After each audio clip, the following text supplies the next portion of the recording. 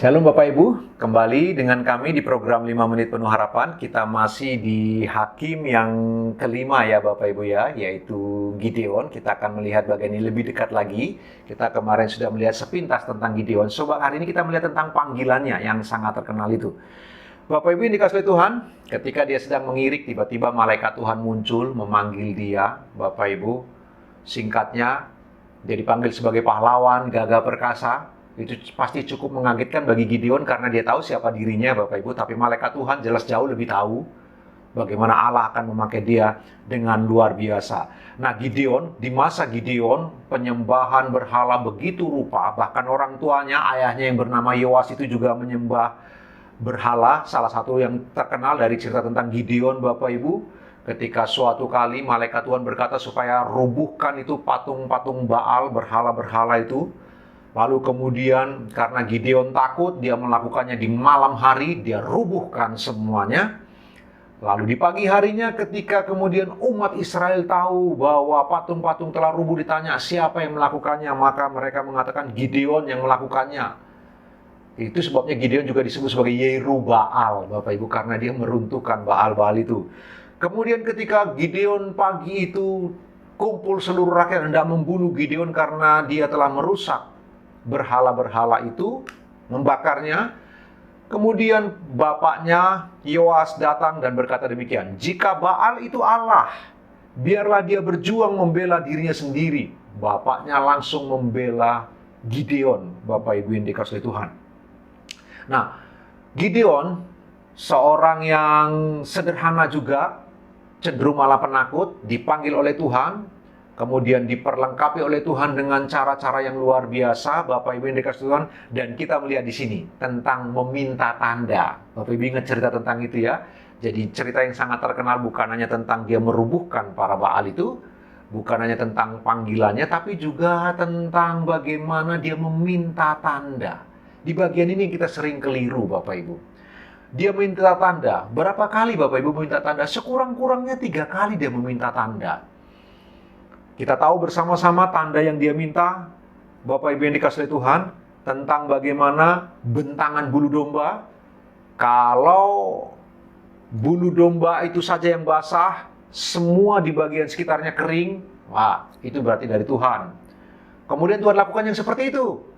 Tapi kemudian dia minta tanda lagi, sekarang dibalik. Bapak Ibu barangkali terbalik ya cerita saya, tapi kira-kira begitu ceritanya. Sekarang bulu dombanya saja, bentangan bulu domba yang kering, semua rumput di sekitarnya basah. Dan Tuhan melakukan yang sama. Gideon tetap minta tanda. Apakah betul dia dipanggil oleh Tuhan untuk memimpin peperangan, Bapak Ibu, melawan orang Midian ini? Nah, tanda yang ketiga kemudian Tuhan berikan. Ketika kemudian dia pergi ke kemah orang-orang Midian, dia mendengar para prajurit bercerita bahwa mereka bermimpi ada roti jelai, gulungan roti jelai yang terus membesar dan melindas seluruh kemah orang-orang Midian, tentara Midian. Dan ketika Gideon mendengar itu, dia yakinlah sekarang bahwa Tuhan sungguh-sungguh memanggil dia untuk memakai dia. Nah, Bapak Ibu, saya akan berhenti di sini dulu. Perhatikan. Yang mau diberitahu oleh seorang narator dalam teks ini Bapak Ibu, bukan tentang meminta tanda. Ayat ini sering kita gunakan untuk landasan teologis tentang meminta tanda. Kita boleh loh minta tanda kepada Tuhan. Nah Bapak Ibu yang dikasihi Tuhan, saya pikir oke, boleh sih minta tanda, apakah ini benar datang dari Tuhan atau tidak. Tapi cerita ini ditulis oleh seorang narator bukan tentang meminta tanda, tapi tentang bagaimana orang ini begitu lemah. Orang ini orang yang benar-benar betapa sulit percaya kepada Tuhan. Betapa bobroknya mental orang zaman itu.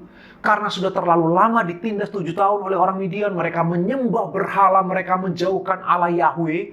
Mereka tidak lagi memanggil Allah Yehova. Mereka menyembah para Baal. Keterpurukan yang sangat serius inilah Bapak Ibu, yang mengakibatkan kemudian Gideon menjadi orang yang seperti itu. Jadi sekali lagi sang narator mencatat cerita ini bukan tentang cara meminta tanda, bukan. Sang narator ingin memberitahu betapa bebalnya Gideon, betapa kepala batunya Gideon, betapa banyaknya orang ini berdalih. dengan bahasa sederhana, ini orang brengsek gitu loh Bapak Ibu. Tuhan sudah panggil dia, Tuhan menampakkan diri kepada dia, Tuhan beri tanda, masih minta tanda, minta tanda, minta tanda. Sampai 3 kali Bapak Ibu dikasih Tuhan. Apa pembelajarannya untuk Bapak Ibu dan saya? Ayo, janganlah jadi orang yang bebal. Segala sesuatu minta tanda, segala sesuatu minta tanda, minta tanda. Bukankah ada Alkitab firman Allah yang telah tertulis? Itulah tuntunan hidup kita Bapak Ibu.